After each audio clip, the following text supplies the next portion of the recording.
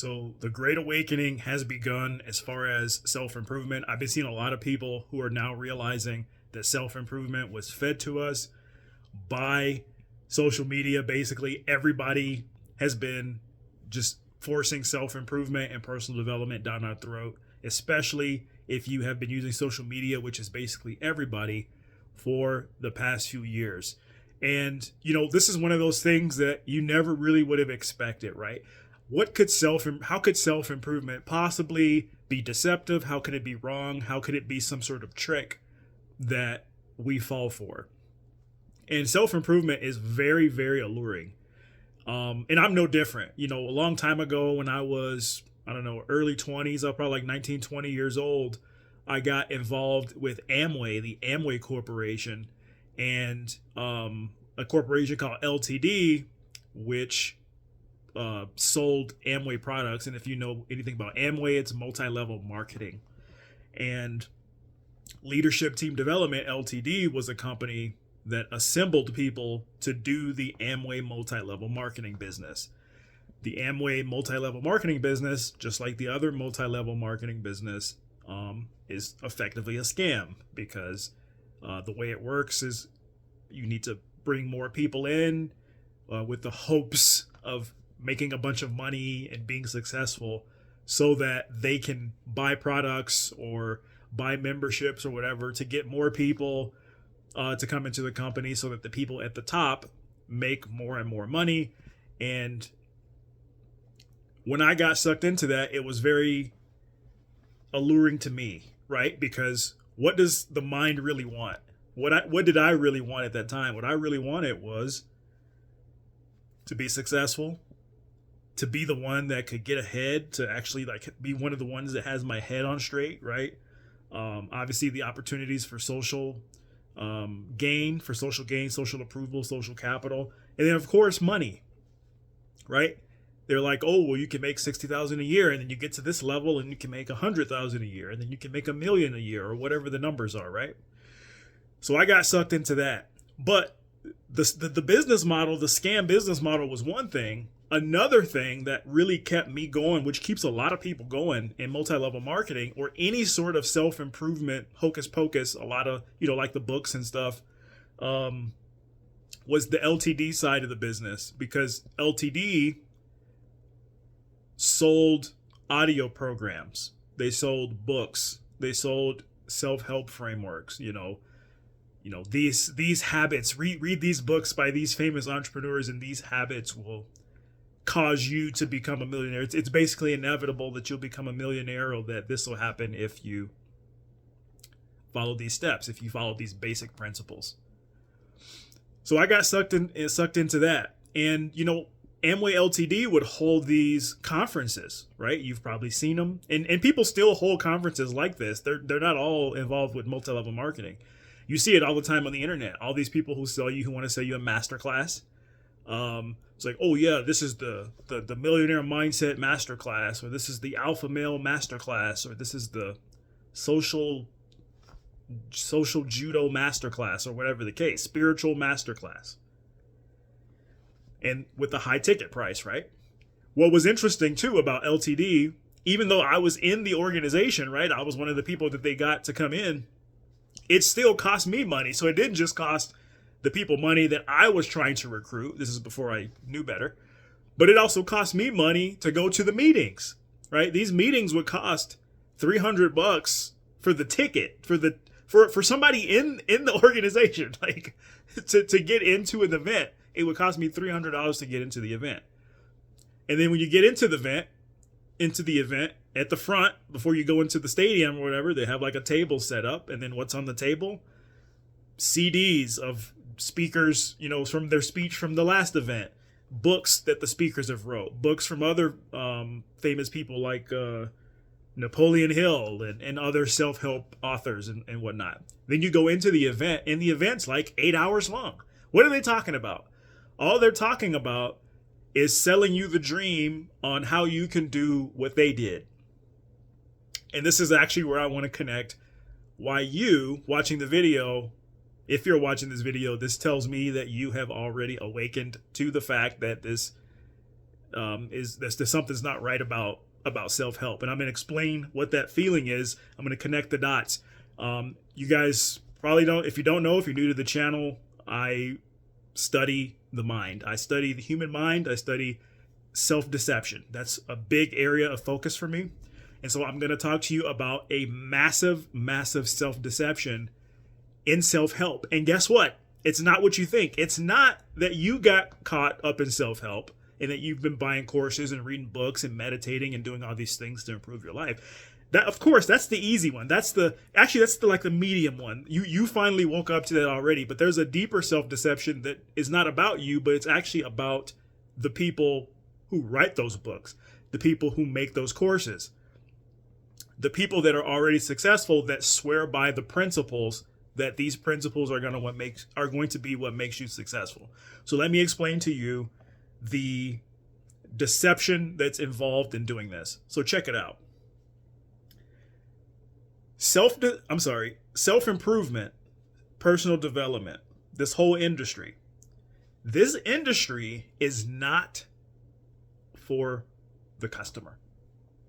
Okay, that's not that big of a shock to you, probably. You're probably like, oh, of course, yeah, it's a scam. I paid all this money, yada, yada, yada. It was just $1,000 masterclass. And that spent most of its time promoting the next masterclass or promoting some coaching or something else, right? You're spending more money you went in to try to learn how to make money, and they're not really talking about that. Okay, that's not the big part. Who self-improvement is actually for, who this industry is for, check this out. This will blow your mind. It's actually for the people who make those products. You might think, oh, that's not a big discovery. Of course it's for them. They make money. No, not the money. Of course they make money because people go and buy their books and their courses and stuff, sure. But that's not what it's for. There are people who sell self-help content, who do self-help content like here on YouTube and TikTok and so forth. They got books and courses and whatnot. But some of them became successful some way, right? They did something, it made a lot of money, and then we consider them to be successful. After the fact, their mind told them that the reason that they got successful was because of some principles that they were writing in their book. Because you see, hindsight is 20/20. When somebody becomes successful, what ends up happening is their mind does like a reverse archaeology where it plants all these different principles in their path leading up to their success. Principles that weren't really there, right? So a person that's successful now, they will go back and write a book and say, oh yeah, it was my hard work. It was my dedication. It was my consistency. It was my daily meditation. It was because I got up at 5 a.m. It was because I manifested well. It was because I prayed hard. It was because I was honest. I started telling the truth or something. The mind is able to trick itself into thinking that its high ideals and virtues and principles and values that were responsible for some sort of success. Let me give you an example with myself so you can see how this works. So I speak 3 languages, or like 2.5 languages. I'm still learning Japanese. And I could go write a book and say that it was because of my hard work, my dedication, and my consistency that helped me to learn Spanish, or that helped me to speak English well, or whatever the case. But when I write that book, or I do that audio, or I make a course about that, a lot of times the mind leaves out all the other details, like, oh, well, yeah, well, you also maybe went to good schools. Like I went to some decent schools, like high school. I went to a decent high school. It leaves out the fact that my brain might just be set up to learn languages better. Guess what? Guess what I'm not good at? I'm not good at basketball. And if I were to take the same principles from me learning languages and try to go and apply it to that, they wouldn't actually map over because there's a lot more involved. You see, what happens is the mind doesn't understand that there's a lot of variables involved in what we call success. The person that makes self-help content that became successful for some other reason they're not aware of all these other variables. And so when people come to them and say, hey, your principles, they don't really work for me, or somebody says, Kate, can you be more specific, or can you make a course on like what you did, like the actual steps, like the actual 1, 2, 3 that you did, and how many hours you put into this, and how much money it cost, and what specific products you bought, and who did you call, and where did you get the phone numbers, how did you get the idea, all the stuff that actually matters to get towards that goal. That stuff never gets mentioned because the person who's selling the course or the self-help book, they need the reason for their success to be the principles and the virtues and the values. What's more satisfying to the ego? That you got a lot of help, that it was maybe harder than you thought it was going to be, or easier than you thought it was going to be, that you got a loan from your dad or a loan from your mom, that you were in the right place at the right time, that you got a little bit lucky.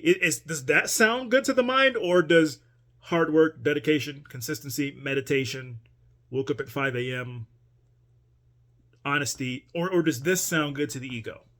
It's this one, right? The ego is always going to prefer the version of the story that glorifies itself the most.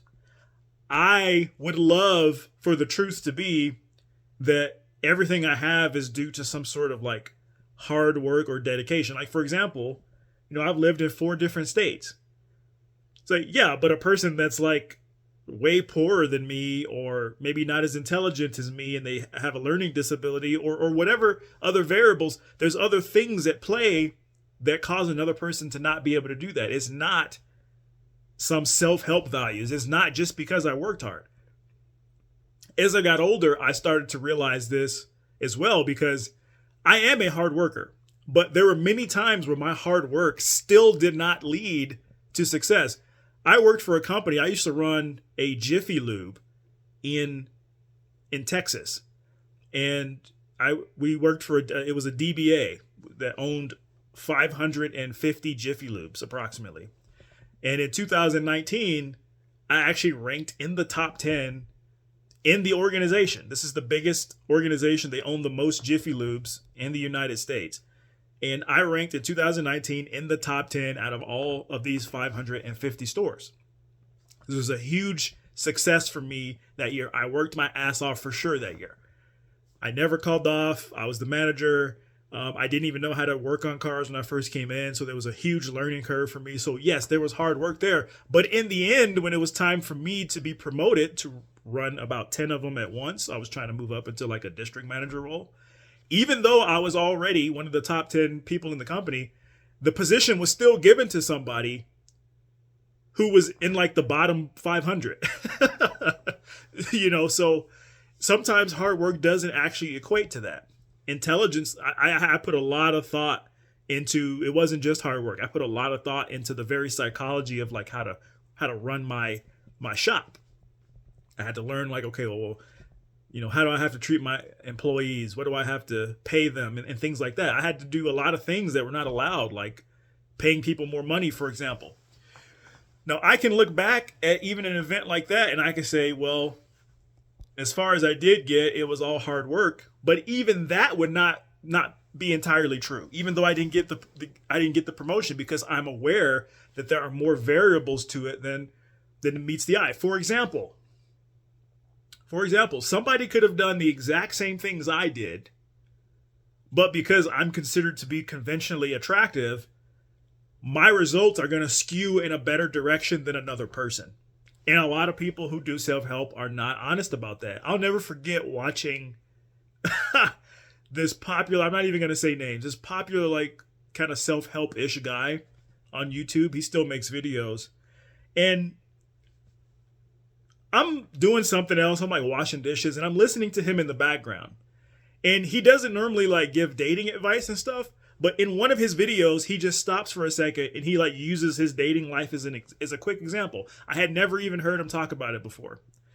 And in passing, I'm listening to him. He just kind of subtly mentions that he's 6'5".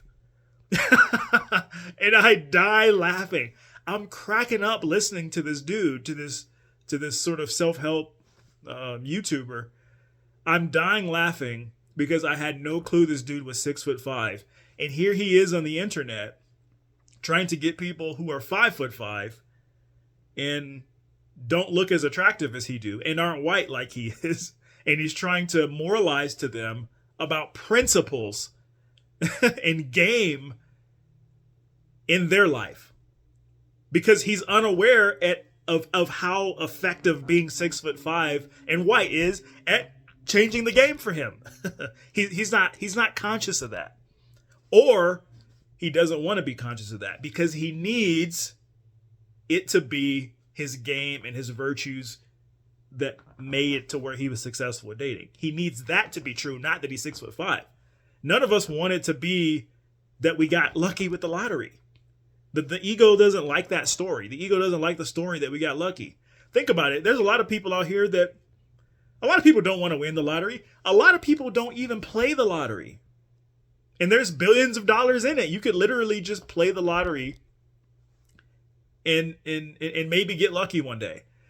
But I don't run into anybody my age or younger, I'm 32, that even plays the lottery, that even does a scratch off.